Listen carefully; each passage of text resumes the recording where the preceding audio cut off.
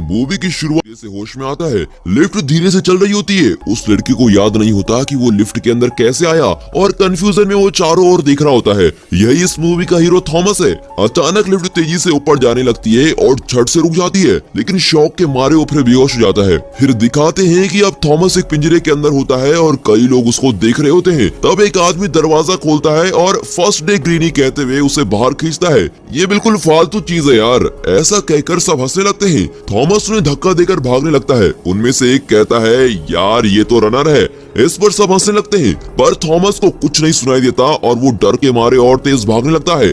अचानक वो फिसलकर नीचे गिर जाता है। उठकर देखने पर पता चलता है कि उसके चारों ओर पहाड़ जैसी ऊंची दीवारें होती है। वो रियलाइज करता है कि वो यहाँ से बाहर नहीं जा सकता। फिर दिखाते हैं मूवी का टाइटल द मेज रनर और यहाँ से मूवी शुरू होती है। अब दिखाते हैं कि थॉमस को एक पिट में बंद किया हुआ है। एक आदमी उसके पास आकर कहता है, अगर तुम ना भागने का वादा करो तो मैं ये दरवाजा खोल सकता हूँ। फिर वो दरवाजा खोलकर कहता है कि मेरा नाम एल्बे है, तुम्हारा क्या नाम है और तुम कहाँ से आए हो? थॉमस कहता है, मुझे कुछ याद नहीं, पता नहीं मुझे क्या हुआ है, मैं एकदम ब्लैंक फील कर रहा हूँ। एल्बी कहता है, कोई बात नहीं, शुरू में सबका यही हाल होता है। 2-3 दिनों में तुम्हें अपने बारे में सब कुछ याद आ जाएगा। तुम्हारी तरह कई लोगों को इस जगह पर बंद करके रखा हुआ है। फिर वो थॉमस को बाहर लेके जाता है और उसे कुछ झोपड़पट्टियां दिखाकर कहते हैं कि हम यहीं रहते हैं, यहीं सोते हैं और अपनी जरूरत की सारी सब्जियां वगैरह यहीं खेत में उगा के खा लेते हैं। बाकी की चीजें हमें बॉक्स में दी जाती है। थॉमस पूछता है, ये सब कर कौन रहा है और तुम्हें बॉक्स कौन भेजता है? एल्बी कहता है, ये तो मुझे पता नहीं। एक्चुअली यहाँ कुछ लोगों को पकड़कर दीवारों से बंद इस किले में रखा जाता है। इस किले को वो ग्लैड कहते हैं।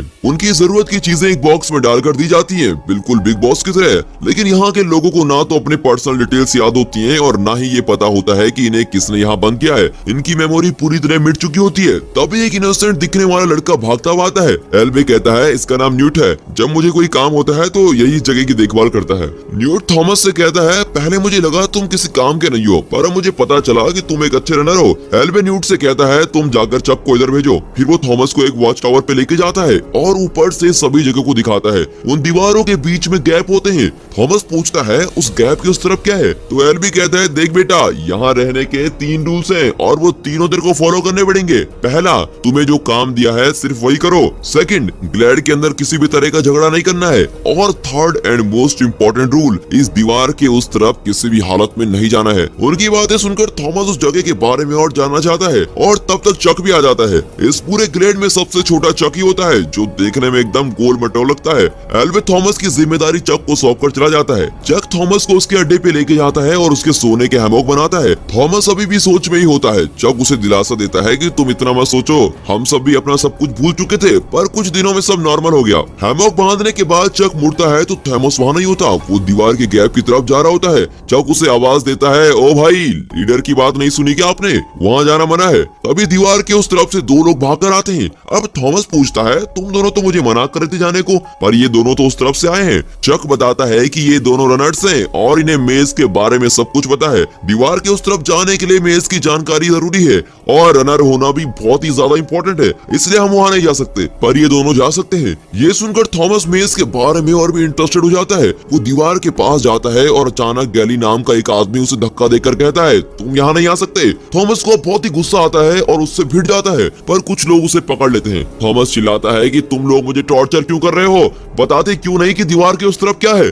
और मुझे उस तरफ जाने क्यों नहीं दिया जा रहा है? अचानक दीवार के उस तरफ से भारी आवाज के साथ हवा आती है। थॉमस घबरा जाता है। फिर उस गैप के दोनों तरफ की दीवारें दरवाजों की तरह बंद हो जाती है। गैरी थॉमस से कहता है, अगली बार मैं तुम्हें नहीं बचाऊंगा, समझे? फिर दिखाते हैं कि उस रात सभी कैंप फायर के चारों ओर नाच गा रहे होते हैं। थॉमस और न्यूट अलग बैठकर बातें कर रहे होते हैं। न्यूट कहता है, लगता है तुम पहले दिन मौत के मुंह में चले गए, फिक्र मत करो यार, ये पी लो। थॉमस एक सिप लेता है तो थूक देता है और कहता है, ये घटिया माल तुम खुद ही पियो, पर इतना बेकार ड्रिंक बनाया किसने है? न्यूट गैली की ओर इशारा करके कहता है और वही इसका सीक्रेट जानता है। फिर दोनों जोर से हंसने लगते हैं। फिर थॉमस पूछता है, हम सब इस दीवार के अंदर ट्रैप किए गए हैं, राइट? तब न्यूट कहता है, उस आदमी को देख रहे हो, वही है मीनो, जो रनर्स का लीडर है। रनर्स इस मेज से बाहर जाने का रास्ता ढूंढने की कोशिश कर रहे हैं और वे रोज मेज के बाहर जाते हैं और वहाँ का रास्ता और मोड़ याद करके वापस आते हैं। फिर वे अपनी मेमोरी से एक मैप बनाते हैं। लगभग 3 साल से वे मैप तैयार कर रहे हैं, पर अभी तक कोई भी रास्ता नहीं मिला। थॉमस पूछता है, क्या 3 साल से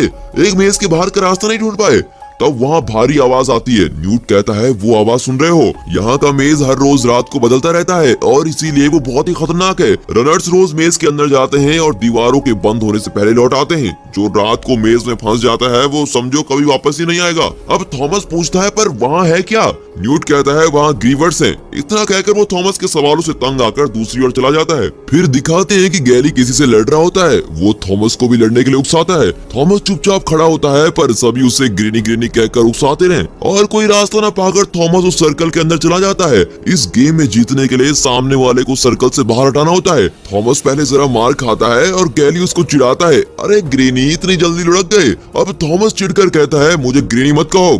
गैली उसे चिढ़ाने से बाज नहीं आता। थॉमस अपना सारा गुस्सा हाथ में समेटकर उसके मुंह पर मारता है और बदले में गैली भी थॉमस को पंच करता है। थॉमस नीचे गिर जाता है और तभी उसे अपना नाम याद आता है। वो सबको बताता है कि मेरा नाम थॉमस है और सब उसे थॉमस थॉमस कहकर चीट कर रहे होते हैं। अचानक दीवार से एक आवाज आती है जिसे सुनकर सब खामोश हो जाते हैं। तब गैली थॉमस से कहता है कि ये ग्रीवर्स की आवाज है, तुम डरो मत, वे दीवार के इस तरफ नहीं आ सकते। और फिर सब जाकर सो जाते हैं। फिर दिखाते हैं कि थॉमस को एक सपना आता है जिसमें वो किसी लैब में होता है और झट से उसकी नींद खुल जाती है। तब एल्बे उसका मुंह बंद करके उसे एक जगह पे लेके जाता है और कहता है ये जगह कितनी शांत है, पर पहले ऐसी नहीं थी। फिर हमने रूल्स बनाए कि हम आपस में नहीं लड़ेंगे और जब तक यहाँ हैं बिल्कुल पीसफुल जिंदगी बिताएंगे। अब तुम भी हमारे साथी हो इसलिए तुम्हें भी ये रूल्स फॉलो करने होंगे। फिर वो थॉमस को एक चाकू देकर दीवार पर अपना नाम लिखने को कहता है। उस दीवार पे कई नाम लिखे होते हैं और मरे हुए लोगों के नाम कटे होते हैं। थॉमस भी अपना नाम लिख लेता है। फिर दिखाते हैं कि थॉमस को पौधों की देखभाल का काम दिया जाता है और वो न्यूट को वहाँ से बचाने के कई आइडियाज देता है। उसका पहला आइडिया होता है कि दीवार के पार चढ़कर उस तरफ जाना।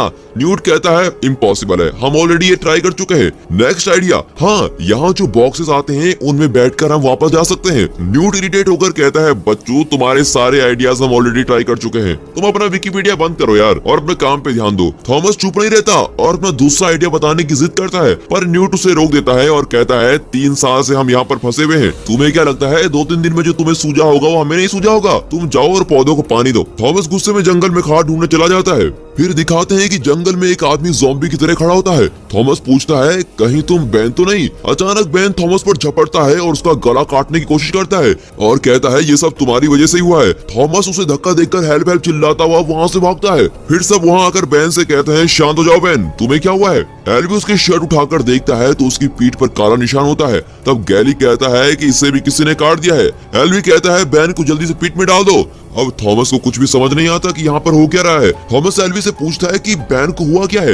एल्बी कहता है उसे डंक लग गई है और उसके शरीर में जहर फैलने लगा है, कुछ ही दिनों में वो अब ज़ॉम्बी बन जाएगा। पर उसने तुमसे क्या कहा था? थॉमस कहता है उसने कहा था कि वो मुझे जानता है और इन सारी प्रॉब्लम्स की जड़ मैं ही हूँ, पर मुझे समझ ही नहीं आता कि इन सब का कारण मैं कैसे हो सकता हूँ। एल्बी उसे दिलासा देता है कि तुम परेशान मत हो, जहर चढ़ने की वजह से वो कुछ भी बोल दिया होगा।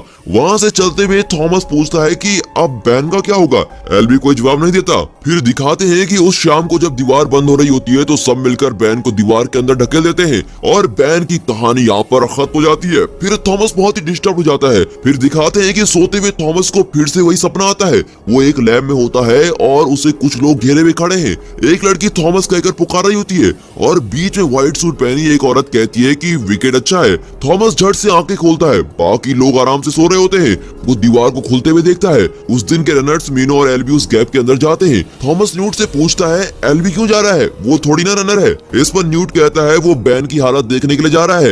एल्बी पहला आदमी है जो इस ग्रेड के अंदर आया था और उसी ने हम सबको सब कुछ सिखाया है और बहुत ही ज्यादा एक्सपीरियंस है, तुम अपना दिमाग मत लड़ाओ। फिर दिखाते हैं कि बहुत देर के बाद एल्बी और मीनो नहीं लौटे होते हैं। सब दीवार के पास जाकर उनका इंतजार करने लगते हैं। कुछ ही देर में दीवार बंद होने लगती है। तब मीनो एल्बी को खींचता हुआ दौड़ता चला आ रहा है। दीवार के बंद होने से पहले वो एल्बी को उस तरफ नहीं ला पाता और सभी बहुत टेंस हो जाते हैं। दोस्तों इस हालत में अगर आप होते तो क्या करते? उन दोनों की मदद के लिए दीवार की उस तरफ जाते या अपनी जान बचाकर सबके साथ ग्रेड के अंदर ही रह जाते? अपना पॉइंट ऑफ व्यू कमेंट में जरूर बताइएगा। थॉमस बिना कुछ सोचे एन वक्त पर उस छोटे गैप में घुसकर दीवार के अंदर चला जाता है। फिर दिखाते हैं कि मीनो थॉमस को डांटता है कि वाह बेटा, सीधे मौत के मुंह में घुस आए हो। थॉमस उसकी बात पर ध्यान नहीं देता और एल्बी की हालत को चेक करता है। एल्बी को डंक लग गई होती है और मीनो ने उसे मार गिराया होता है। इतने में ग्रीवर की आवाज आती है। मीनो डर कर कहता है चलो यहाँ से चलते हैं, पर थॉमस नहीं मानता और कहता है एल्बी को हम इस तरह यहाँ नहीं छोड़ सकते, इसे कहीं छुपाना ही पड़ेगा। मीनो चिल्लाता है कि इधर अपनी जान की गारंटी नहीं है और तुम इसे छुपाने में टाइम वेस्ट करोगे। कहते कहते दोनों एल्बी को दीवार पर लगे पौधों से बांध रहे होते हैं। तभी दूर किसी की परछाई दिखाई देती है।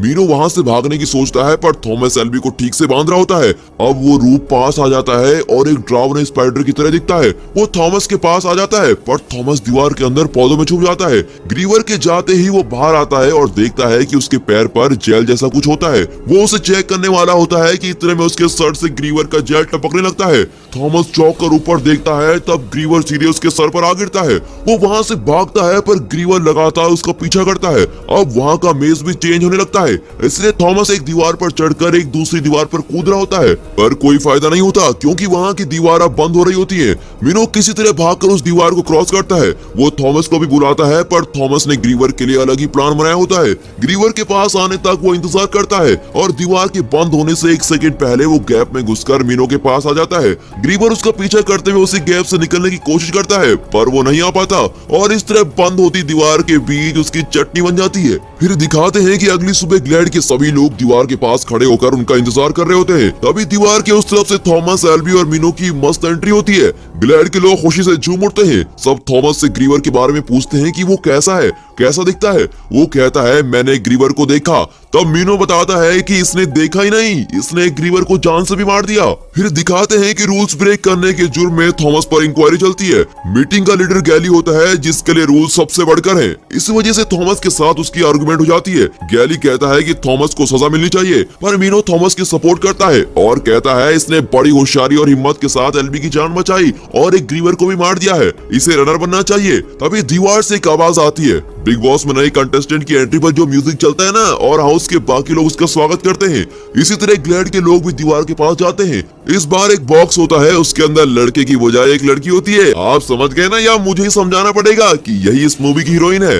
एनीवे, हीरोइन का नाम है टेरेसा। उसके हाथ में एक लेटर होता है, उसमें लिखा होता है कि यही है लास्ट बॉक्स, इसके बाद कुछ भी नहीं भेजा जाएगा। इतने में वो टेरेसा होश में आती है और थॉमस का नाम लेकर फिर से बेहोश हो जाती है। सब थॉमस को देखने लगते हैं, पर थॉमस कंफ्यूज होकर खड़ा रहता है। थॉमस पास जाकर उसे देखता है, पर वो अभी भी बेहोश होती है। न्यूट पूछता है कि क्या तुम इस लड़की को जानते हो? थॉमस ना में जवाब देता है और वहाँ से चला जाता है। मीनो उसका पीछा करता है और उसे मेज के अंदर जाने से रोककर कहता है दिमाग फिर तो नहीं गया तुम्हारा?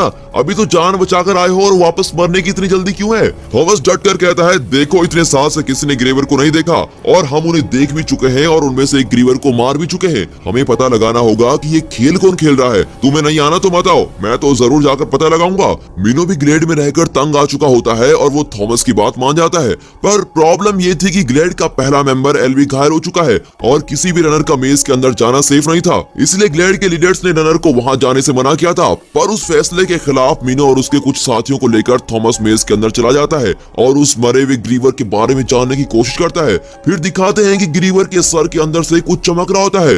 वो उस चीज को बाहर निकालता है, एक्चुअली वो एक मशीन की तरह दिखती है। तब पता चलता है कि सारे ग्रीवर्स रोबोट हैं और उस पर विकेट नंबर 7 लिखा होता है। वे उसे लेकर वापस ग्लेड के अंदर आ जाते हैं। फिर दिखाते हैं कि उस मशीन के बारे में डिस्कशन के लिए ग्लेड की मीटिंग रखी होती है। गैली तो थॉमस को सजा देने पे तुला होता है, पर थॉमस कहता है जिन्होंने हमें बंद करके रखा है उन्हीं लोगों ने ग्रीवर्स को बनाया होगा। इन बातों को पता लगाने के लिए हमें मेज के अंदर वापस जाना ही होगा।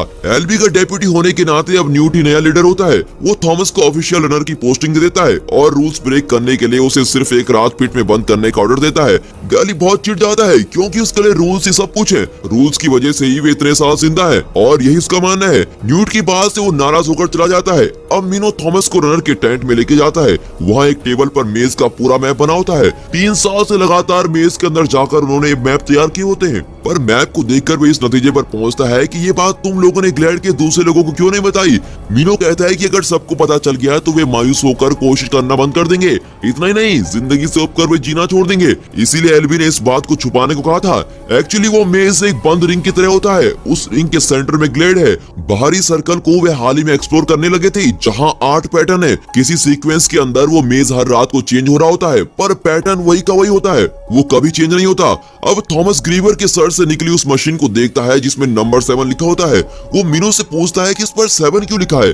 मीनो बताता है कि हम जिस रात मेज के अंदर गए थे उस रात को मेज का पैटर्न 7 एक्टिव था, और एक दिन जो पैटर्न एक्टिव होता है उसी नंबर का ग्रीवर मेज की रखवाली करता है। उनकी डिस्कशन के बीच कुछ लोग आकर कहते हैं कि वो लड़की होश में आ गई है। फिर दिखाते हैं कि वो टेरेसा डर के मारे वॉच टावर पर चढ़ जाती है और नीचे खड़े लोगों पर चीजें फेंकने लगती है। सब उसे शांत करने की कोशिश करते हैं पर वो मानती नहीं। थॉमस उसे समझाने की कोशिश करता है पर वो उसे भी मार पड़ती है। वो चिल्लाता है कि मैं थॉमस हूँ, तुमसे बात करना चाहता हूँ। उसका नाम सुनकर वो चुप हो जाती है। थॉमस सबको वहीं रहने को कहता है और ऊपर चला जाता है। फिर दिखाते हैं कि टेरेसा हाथ में चाकू लिए बैठी होती है। वो बिल्कुल उसी कंफ्यूजन और डर में होती है जैसे शुरू में थॉमस था। थॉमस उसे दिलासा देता है कि तुम घबराओ मत, यहाँ आने पर हम सबका यही हाल था, पर 2-3 दिन में तुम्हें अपना नाम सब कुछ याद आ जाएगा। तब वो कहती है मेरा नाम तो टेरेसा है, मुझे अपना नाम याद है, पर ये याद नहीं कि मैं यहाँ कैसे आई। फिर दोनों बातें करने लगते हैं। टेरेसा बताती है कि उसे विजुअल दिखाई पड़ते हैं जिसमें वो पानी के अंदर पड़ी होती है और उसे कई लोग घेरे हुए होते हैं। और तब एक औरत आकर कहती है कि विकेट अच्छा है, और थॉमस भी इसी तरह के सपने देख रहा था।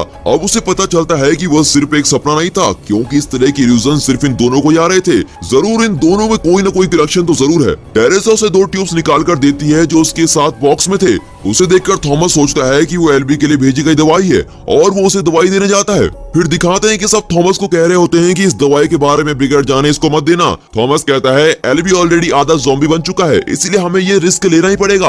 अब सब मान जाते हैं। न्यूट कहता है कि आज रात किसी को एल्बी के साथ रहना पड़ेगा। अब थॉमस को पनिशमेंट देने के लिए गैली उसे पीठ के अंदर ले जाता है। थॉमस गैली से बात करने की कोशिश करता है पर गैली उसकी बात सुनना नहीं चाहता। उसे लगता है कि थॉमस के आने के बाद ही सब कुछ गलत हो रहा है। उसे लगता है कि थॉमस की वजह से बैन भी मर गया और एल्बी की भी यही हालत हुई है। वो थॉमस को पिट में बंद कर रहा होता है। थॉमस उससे कहता है कि हम हमेशा यहाँ नहीं रह सकते, बाहर जाने का रास्ता जरूर निकालना पड़ेगा, पर गैली उसकी एक नहीं सुनता और पिट लॉक करके वहाँ से चला जाता है। कुछ देर में चक थॉमस के लिए खाना लेके आता है और कहता है कल तुम क्या करने वाले हो। थॉमस कहता है मैं यहाँ से बाहर जाने का रास्ता ढूंढने वाला हूँ। चक उसे एक लड़की की एक गुड़िया देकर कहता है ये मैंने अपने मॉम और डैड के लिए बनाई थी, पर मुझे तो उनका चेहरा याद नहीं, इसलिए ये तुम रख लो। थॉमस गुड़िया वापस करके कहता है हम सब जल्दी यहाँ से निकल जाएंगे, तुम घबराओ मत। फिर दिखाते हैं कि अगली सुबह दीवार के खुलते ही मीनो और थॉमस जल्दी से मेज के अंदर भाग जाते हैं। वे मेज के लास्ट सर्कल पे पहुंच जाते हैं। वहाँ लोहे के बड़े बड़े दरवाजे रखे होते हैं। मीनो बताता है कि ये ब्लेड है। फिर वे आगे चले जाते हैं। एक पॉइंट पर आगे का रास्ता नजर नहीं आता। तब उस मरे हुए ग्रीवर की मशीन से बीप साउंड आता है। वे उसे अपना कंपास बनाते हैं और उसका बीप फॉलो करते हैं। वे सीधे एक दीवार की ओर पहुंचते हैं जहां से आगे का कोई रास्ता नहीं होता। अब दोनों मायूस होकर रुक जाते हैं। तभी उस मशीन की रेड लाइट ग्रीन हो जाती है। तब वो दीवार दरवाजे की तरह खुलती है और दोनों उसके अंदर जाते हैं। थॉमस पूछता है इससे पहले क्या तुमने ऐसी जगह देखी थी। मीनो कहता है कि मैं ये जगह पहली बार देख रहा हूँ। और चलते चलते दोनों एक ब्रिज जैसी जगह पर पहुंचते हैं। ब्रिज के उस तरफ एक दरवाजा होता है और दोनों के वहां पहुंचते ही उन्हें ग्रीवर समझकर वहां की मशीन से स्कैन करने लगती हैं। एक दूसरे को ताकते हुए दोनों खड़े रहते हैं। तभी मशीन का अलार्म बजने लगता है, क्योंकि ये लोग तो ग्रीवर्स होते ही नहीं। और अगले ही सेकंड सारे दरवाजे बंद होने लगते हैं और बड़ी बड़ी दीवारें टूटकर गिरने लगती है। वहाँ का फ्लोर भी क्रैक होने लगता है और मेज का पैटर्न अब बदलने लगता है। थॉमस और मीनो वहाँ से तेजी से भागते हुए किसी तरह ब्रेड के अंदर आ जाते हैं। सब दीवार के पास ही उनका इंतजार कर रहे होते हैं और उनकी आते ही उनसे मेज के बारे में पूछते हैं। थॉमस कहता है कि अंदर एक रास्ता है, पर वो ग्रीवर्स का रास्ता है। अब चक कहता है तब तो वो ग्रीवर्स का घर ही होगा और हम वहाँ से कैसे निकल पाएंगे। अब गैली को गुस्सा आता है और वो कहता है हम यहाँ 3 साल से कोशिश कर रहे हैं और तुम्हारे आए हुए सिर्फ 3 दिन हुए हैं और तुम अभी से दिमाग के घोड़े दौड़ाने लगे। तुम जरूर हमें मुसीबत में डाल दोगे।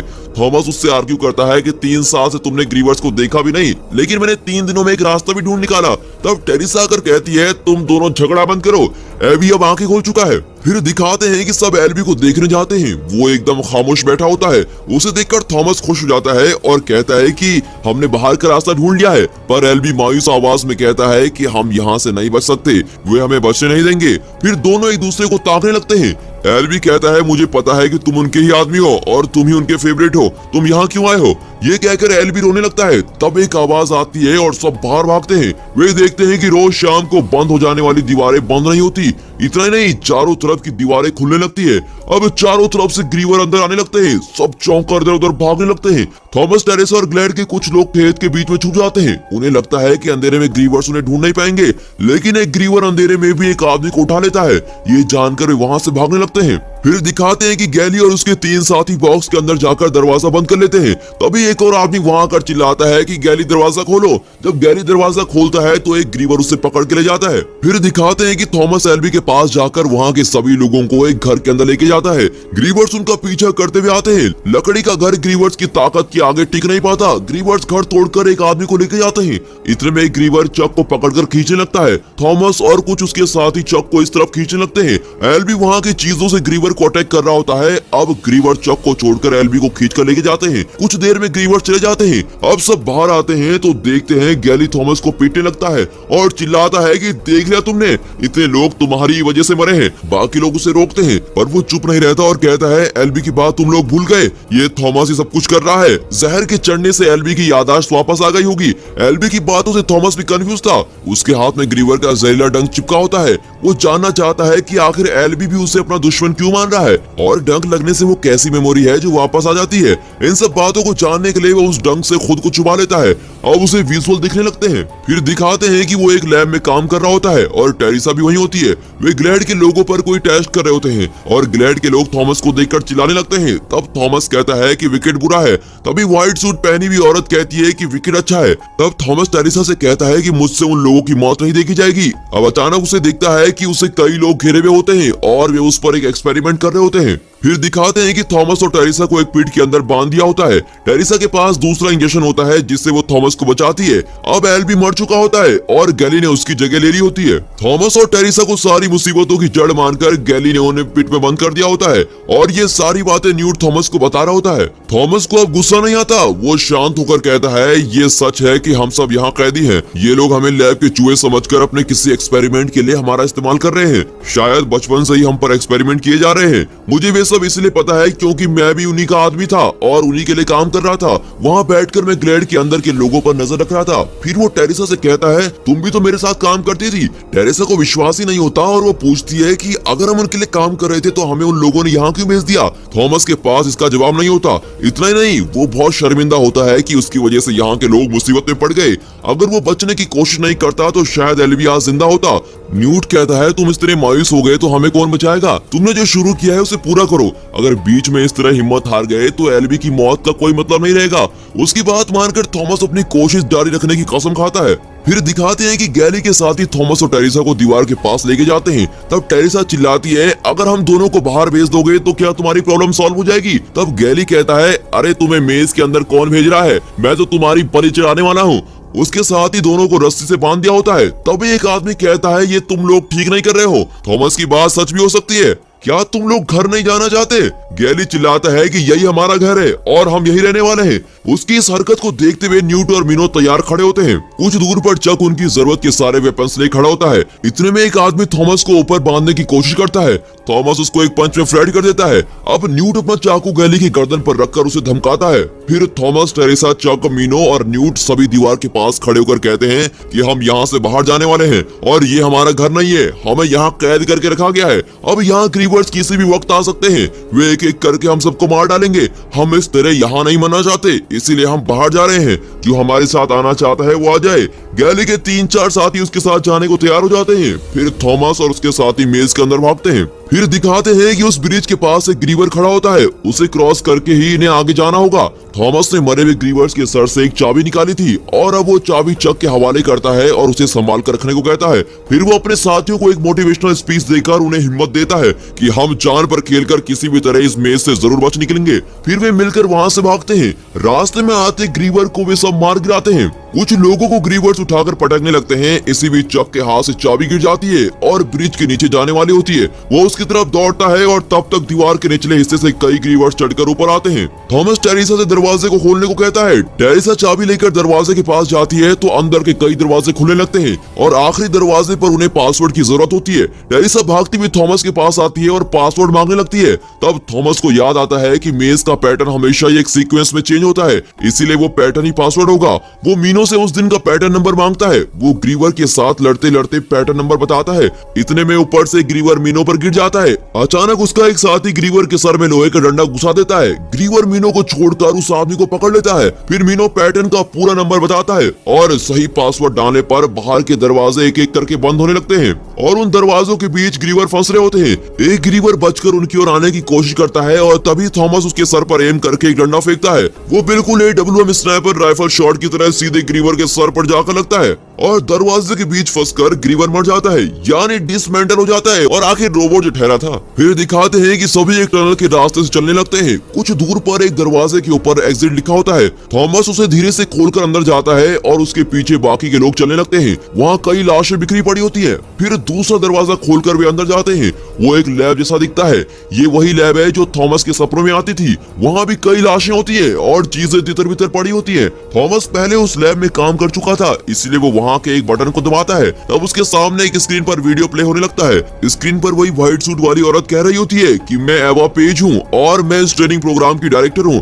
अगर आप ये वीडियो देख रहे हैं तो इसका मतलब ये है कि आपने पहला टास्क कंप्लीट कर लिया है। मैं खुद आकर आप लोगों को कांग्रेचुलेट करना चाहती हूँ, पर फिलहाल सिचुएशन उतनी ठीक नहीं है, इसलिए आपसे नहीं मिल सकूंगी। मुझे पता है इस वक्त आप लोग मुझे जान से मारना चाहते हो और शायद कुछ लोग ऐसे भी हों जो कंफ्यूजन में हो, पर मैंने ये सब बिना वजह नहीं किया।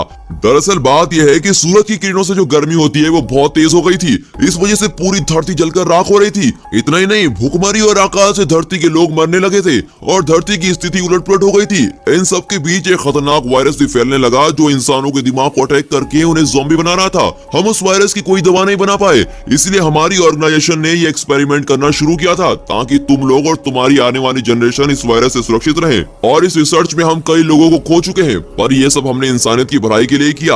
हमारे इस रिसर्च से कुछ लोग सहमत नहीं है, पर हम साबित करना चाहते हैं कि सभी बीमारियों से हम आने वाली जनरेशन को बचा सकते हैं। अब उस वीडियो में बात कर रही औरत के पीछे मिलिट्री फोर्स आती दिखाई देती है। सोल्जर्स उस औरत के पीछे सभी लोगों को मार गिरा रहे होते हैं। वो औरत सोल्जर्स के हाथ नहीं लगना चाहती और इसीलिए अपनी स्पीच के अंत में विकेट अच्छा है कहकर खुद को शूट कर लेती है।